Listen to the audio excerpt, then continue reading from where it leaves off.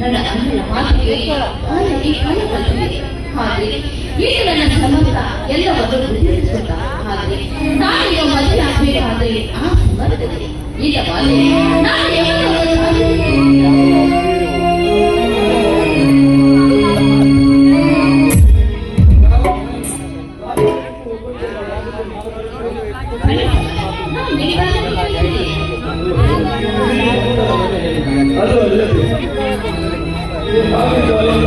ಜಾಮೀನಿನಲ್ಲಿ ಬಿಡುಗಡೆ ಮಾಡಿದ ಕಾರಣ ಅದೇನೆಂದು ಕೇಳಬಹುದು.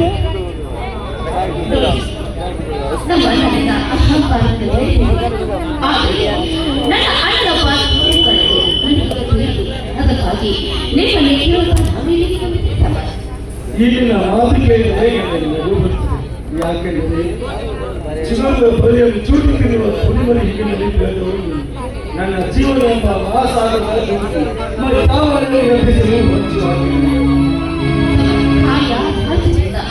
ನಾನಂದು ಹೇಗಾಗಿರುವುದು ನನ್ನ ಅಣ್ಣನಿಂದ ನನ್ನ ಜೊತೆ ಜಗಳವಾಡಿ ನಾನು ಇಲ್ಲಿ ಬಂದಿದ್ದೇನೆ. ಈ ಅನಾಥ ನಿಮಗೆ ಒಂದು ರಕ್ಷಣೆ ಕೊಟ್ಟರೆ ಈಗಿನ ಮಾತು ಕೇಳಿದರೆ ಇನ್ನು ಆ ಸೂರ್ಯ ಪೂರ್ವದಲ್ಲಿಯೋ ಅಥವಾ ಪಶ್ಚಿಮದಲ್ಲಿ ಹುಟ್ಟುತ್ತಾನೆ. ಯಾಕಂದ್ರೆ ಒಂದು ಹೆಣ್ಣು ನಿಮಗಾಗಿ ಕಾದು ಕೊಡುತ್ತಿದೆ ಅಂದರೆ ನೀವು ಯಾವುದನ್ನು ಕೆಲಸ ಮಾಡಬಹುದು. ಯಾಕಂದ್ರೆ ಈ ಅಣ್ಣನಿಂದ ಪಾಪಿ ಅಣ್ಣಂದು ಅವರ ಕೆಲಸ ಮಾಡಿ ನಿಮ್ಮೊಂದಿಗೆ ಬಿಡುತ್ತೀನಿ. ದಯವಿಟ್ಟು ಒಂದು ಭಾಗ್ಯ ನಾನು ಮೊದಲೇ ಬರುವ ನೀನು ಶ್ರೀಮಂತರ ಮನೆ ಹೆಣ್ಣು ನನ್ನ ಜೊತೆ ಬಂದರೆ ಗುಡಿಗ ಬೇಕಾಗುತ್ತದೆ. ಅನೇಕ ರೀತಿಯ ಕಷ್ಟಗಳನ್ನು ಅನುಭವಿಸಬೇಕಾಗುತ್ತದೆ.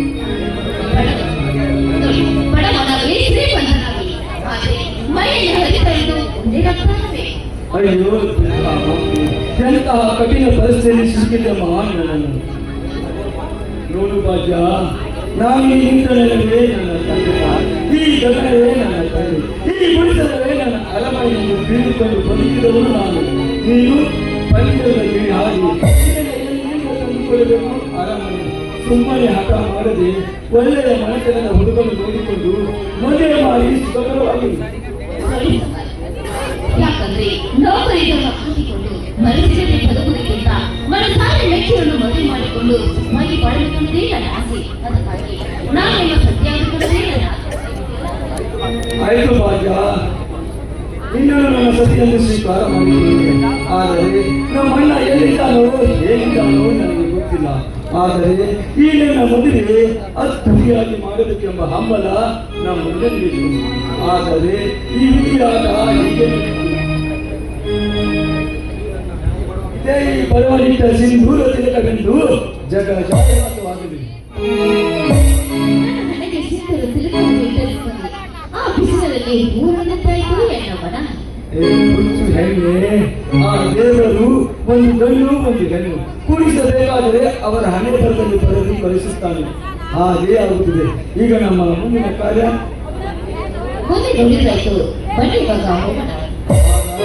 ಇದೇ ಸಂತೋಷದ ಸಿಹಿಯಲ್ಲಿ ಒಂದು ಹಾಡನ್ನು ಹಾಡುತ್ತಾರೆ.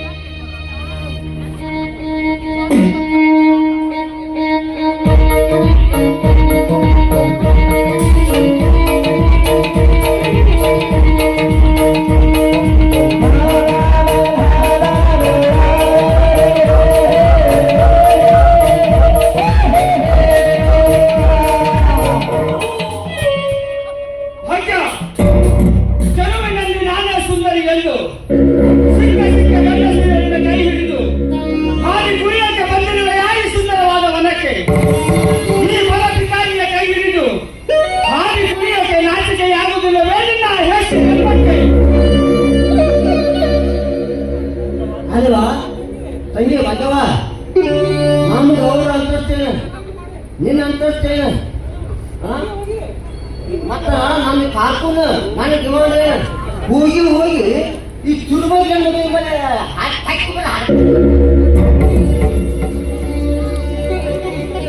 ಮಂತ್ರಿಯವರೇ ನೋಡಿ, ಅವರ ಹತ್ತಿರ ರೂಪ ಇಲ್ಲ, ಯೌವನವಿಲ್ಲ, ಆದ್ರೆ ಹಣವಿಲ್ಲ, ಮನೆ ಇಲ್ಲ, ಅಂತಸ್ತಿನಂತ ತೆಗೆದುಕೊಂಡಿದ್ರ. ಬಂಗಾರ ಎಂದಾದರೂ ಅದರ ಬೆಲೆ ಕಂಡುಕೊಳ್ಳುವುದೇ?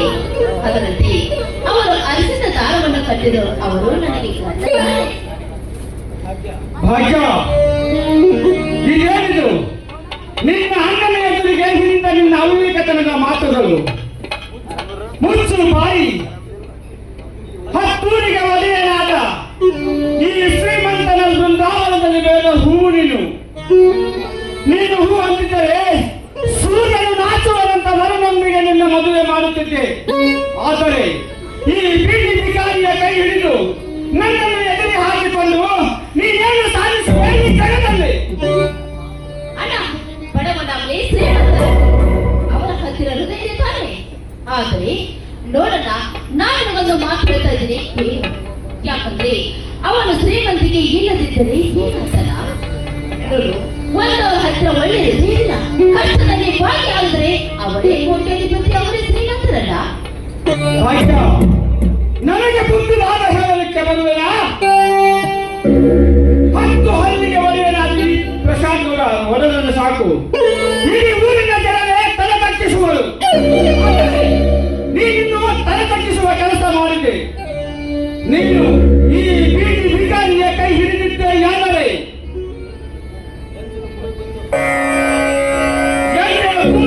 ಬದುಕುತ್ತಿರುವ ಈ ಬೀದಿ ಬಿಕಾರಿಯ ಕೈ ಹಿಡಿದಿದ್ದೆಯಾದರೆ ನಿನ್ನ ಜೀವನ ಗಾಳಿ ನೀರಿನ ಸೂತ್ರದಂತೆ ಆಗುತ್ತದೆ. ಎಚ್ಚರ.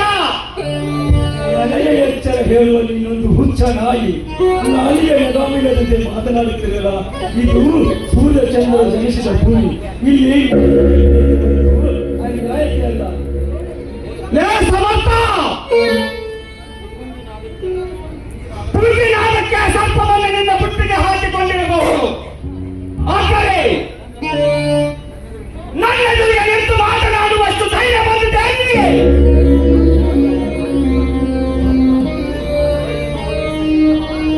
ಇನ್ನೊಂದು ಸಾರಿ ನನ್ನನ್ನು ನಾನು ಮಾತನಾಡಿದರೆ ನಿನ್ನನ್ನು ತುಂಡರಿಸಬಿಡಲಾಗಿ ಪ್ರಸಾದ. ನಾನೇಕೆ ಇವರನ್ನು ಬಿಟ್ಟು ಹೋಗಬೇಕು? ಇವರು ನಿನ್ನ ಕೈಯಲ್ಲ, ನನ್ನ ಕೈಯಿಂದ ಸಸಿ.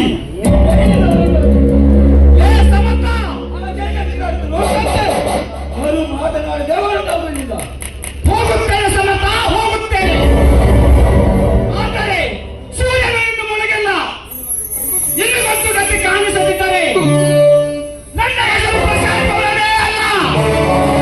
ಅಂದ್ರೆ ನಡೆಯಲ್ಲಿ ಹೋಗೋಣ.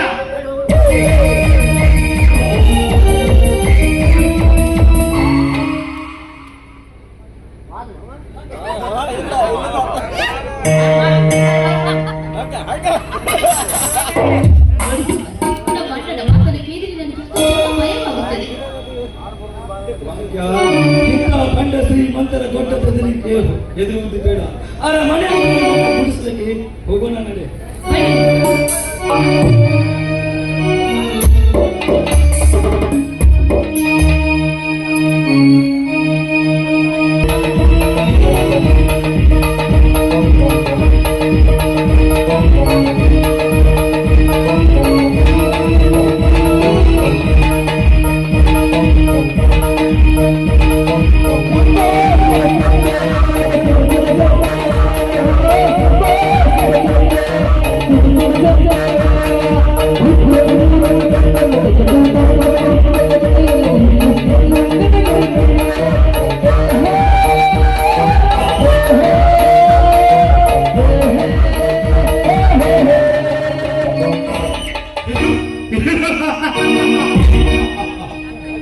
ಭಾಗ್ಯಶ್ರೀ, ಆಸೆ ಎಂಬ ಮನಸ್ಸಿಗೆ ಕಿಚ್ಚನ್ನು ಹೆಚ್ಚಿದೆ.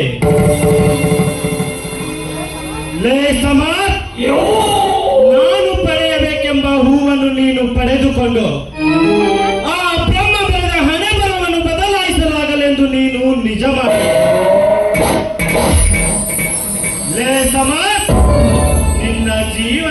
ಈ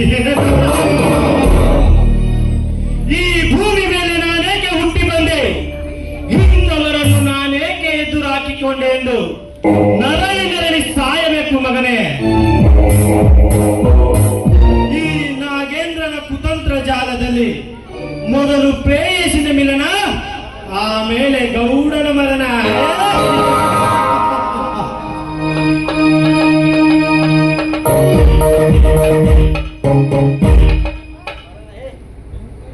ಮಿಸ್ಟರ್, ಸ್ವಲ್ಪ ದಾರಿ ಬಿಡು. ದಾರಿ ದಾರಿ ಬಿಡುತ್ತೇನೆ, ಆದರೆ ಆಕಾಶದಲ್ಲಿ ಮಿನುಗುವ ಚುಕ್ಕಿ ಯಾರೆಂದು ಕೇಳಬಹುದೇ? ಹೇ ಮಿಸ್ಟರ್, ನೀನು ಆಕಾಶದಲ್ಲಿ ಹಾರುವ ಹಕ್ಕಿ ಆದರೇನು, ಭೂಮಿಯಲ್ಲಿ ಮಿನುಗುವ ತಾರೆ ಆದರೆ ನನಗೇನು. ನೋಡು, ನನ್ನ ಮುಂದೆ ಅರ್ಜೆಂಟ್ ಕೆಲಸವಿದೆ. ನಿನ್ನಂತ ಸುಂದರಿಗೆ ಅಂತ ಅರ್ಜೆಂಟ್ ಕೆಲಸವೇನು? ನನ್ನ ಜೊತೆ 10 ನಿಮಿಷ ಮಾತನಾಡುವಷ್ಟು ಸಮಯವಿಲ್ಲವೇ ನಿನಗೆ? 10 ನಿಮಿಷ?